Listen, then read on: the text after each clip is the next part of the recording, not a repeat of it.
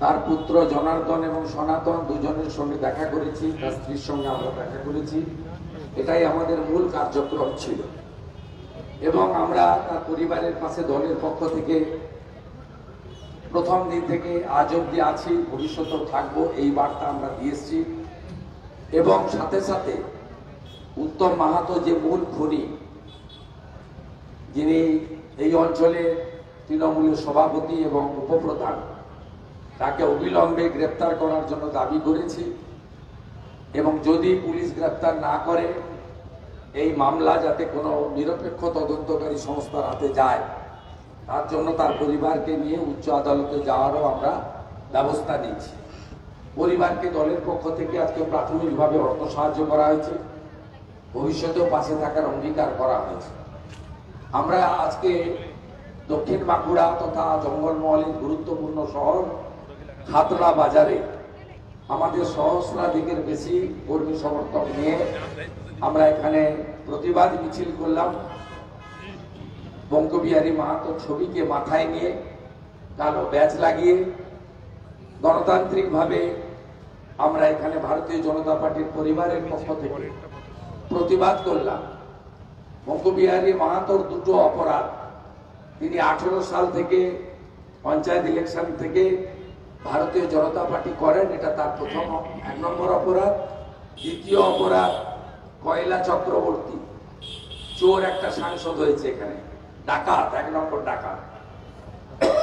তাকে এবারে ওই বুথ বঙ্গবিহারী মাহাতোর বুথ হারিয়েছে, ওখানে বিজেপি এগিয়ে আছে, ডক্টর সুভাষ সরকার বেশি ভোট পেয়েছে। তাই পথের কাঁটাকে এখন থেকে সরিয়ে দাও, 26-এ আবার পিসির চুরির লাইসেন্স রিনিউয়াল করতে হবে, বিধানসভা ভোট আসছে। এইটা হচ্ছে মূল কারণ। আর আপনারা শুনলে অবাক হয়ে যাবেন যে মমতা বন্দ্যোপাধ্যায় এর আগে নারী নির্যাতন নিয়েও অনেকবার বলেছেন যে মেয়েটার চরিত্র খারাপ ছিল, প্রেম ঘটিত বিষয়, বহু টুকরো টুকরো কথা আপনাদের স্মরণে আছে। ঠিক এই বঙ্গবিহারী মাহাতোর ঘটনাকে কেন্দ্র করে তিনি গতকাল যখন বড় লোকের বাড়িতে বিয়ে খেতে যাচ্ছেন মুম্বাইতে, আম্বানি মহোদয়ের বাড়িতে, ওটা তার ব্যক্তিগত বিষয়, আমার বক্তব্য নয়, তিনি কলকাতা এয়ারপোর্টে দাঁড়িয়ে বলছেন যে জঙ্গলমহলের রানী মাদে কোনটা কি জানে না, জায়গার নামও জানে না। যেমন বলছে আড়িয়াদহ ব্যারাকপুর লোকসভায় অন্তর্গত, আড়িয়াদহ তো কামারহাটি বিধানসভা, ওটা তো দমদম লোকসভা। এই অর্ধশিক্ষিত নিম্ন মেধার মুখ্যমন্ত্রী যে বলে 1500 কেজি ওজনের বাচ্চা জন্মগ্রহণ করে, তার মুখ থেকে এর থেকে বেশি ভালো কিছু আশা করা যায় না। তিনি কালকে বলছেন যে এটা পারিবারিক বিরোধ, তার উত্তর সনাতন আর জনার্দন দিয়ে দিয়েছে, বলে কোনো পারিবারিক বিরোধ নয়। বাবা 18 সালে উত্তমকে হারিয়েছিল, তার বদলা নিল কয়লা চক্রবর্তী জেতার পরে। তাই আজকে আমরা প্রতিবাদ করলাম, পরবর্তীকালে আরো বড় প্রতিবাদ হবে। উত্তম মাহাতো গ্রেপ্তার না হলে খাতড়া অচল হবে, আইন অমান্য আন্দোলন হবে, আদালতে যাব, পরিষ্কার শুনে রাখুন। এখানকার আইসি বাবা শুনে রাখুন, যিনি বালি থেকে মাল তুলেন, শুনে রাখুন। ভাইপোর যিনি এসপি আছেন, শুনে রাখুন। আজকে আমরা ট্রেলার দেখিয়ে গেলাম, এরপরে সিনেমা দেখাবো। জঙ্গলমহলে খুনের রাজনীতি আমরা আমদানি করতে দেব না। তাই আমাদের সভা এখানে বেশিক্ষণ চলবে না। আসুন উঠে দাঁড়িয়ে 1 মিনিট নীরবতা পালন করে বিদেয়ী আত্মার প্রতি শ্রদ্ধা জ্ঞাপন করি। শুরু।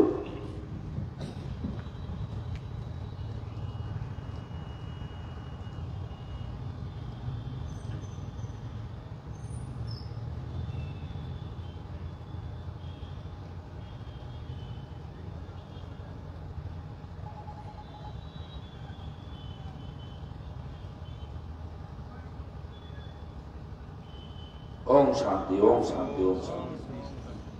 সুভাষদাকে বলবো 1 মিনিট ধন্যবাদ জ্ঞাপন করে কর্মসূচির সমাপ্তি ঘোষণা করতে। সুনীলকে ধন্যবাদ দিই। আজকে বঙ্গবিহারী মাহাতোর যে হত্যা লীলা হয়েছে, তাই আমরা সকলে তার জন্য প্রতিবাদ মিছিলে অংশগ্রহণ করেছি। আমাদের যিনি বিরোধী দলনেতা, তার সঙ্গে আমাদের সমস্ত বিধায়করা এবং বাঁকুড়া জেলার বিধায়ক, একেবারে মানে আমাদের অ্যাডমিনিস্ট্রেটিভ বাঁকুড়া জেলা মাননীয় অমরদাও এসেছিলেন, জেলার সভাপতি সুনীল রুদ্র মণ্ডল এবং সমস্ত কার্যকর্তারা যারা এসেছেন এই প্রতিবাদ মিছিলে অংশগ্রহণ করতে, তাদের সকলকে অনেক অনেক ধন্যবাদ দিচ্ছি আমাদের পুরো সমস্ত পদাধিকারীদের পক্ষ থেকে। আর আপনারা এই সময়েও যেভাবে সবার সাথে আছেন, এই পরিবারের সাথে আছেন, সেই জন্য আপনাদেরকে অনেক ধন্যবাদ। সবাই এরপর বাড়ি ফিরে যাবেন, আর সব সময় যে তাদের সঙ্গে আমরা আছি এটা জানাবো। আর এখানকার মণ্ডল সভাপতিরাও নিয়মিত খবর নেবেন। সবাই খুব ভালো থাকবেন, নমস্কার। আর এরপরই হ্যাঁ, বঙ্কু বিহারী মাতাল প্রণাম। শহীদের রক্ত, শহীদ বঙ্কু বিহারীর রক্ত। আজকের এই বিক্ষোভ মিছিল এবং পথসভায় উপস্থিত ছিলেন সম্মানীয় বিরোধী দলনেতা শুভেন্দু অধিকারী মহাশয়। আজকের এই সভা থেকে আমরা একটা বিষয় বলতে চাই, জঙ্গলমহলকে শান্ত করার জন্য যারা চেষ্টা করছে, জঙ্গলমহলের বিজেপি কর্মীকে হত্যা করে বলে ভাবছে বিজেপি প্রতিবাদ বন্ধ হয়ে যাবে, যথেচ্ছার করবে, অন্যায় করবে, তাদের বিরুদ্ধে আজকে যারা ভারতীয় জনতা পার্টির পতাকা হাতে এই খাতড়ায় এগিয়ে এসেছে, সেই বিজেপির বীর কার্যকর্তারা প্রমাণ করে দিয়েছে মৃত্যু হয় বিজেপির কর্মীরা ভিতর হয়, কারণ মৃত্যুর তীরে জীবনের ধ্বজা আমরা ওড়াতে চাই। আর এই পশ্চিমবঙ্গ মায়ের বেদি বলে সপে দিতে প্রাণ আমরা এসেছি। তাই আজকের এই সভা আমরা এখানে সমাপ্ত করছি। থেকে যতক্ষণ পর্যন্ত না ভুল অভিযুক্ত গ্রেপ্তার হচ্ছে, আমাদের লড়াই চলবে। আগামী দিনে আমরা খাতায় আরো বৃহত্তর আন্দোলন করবো।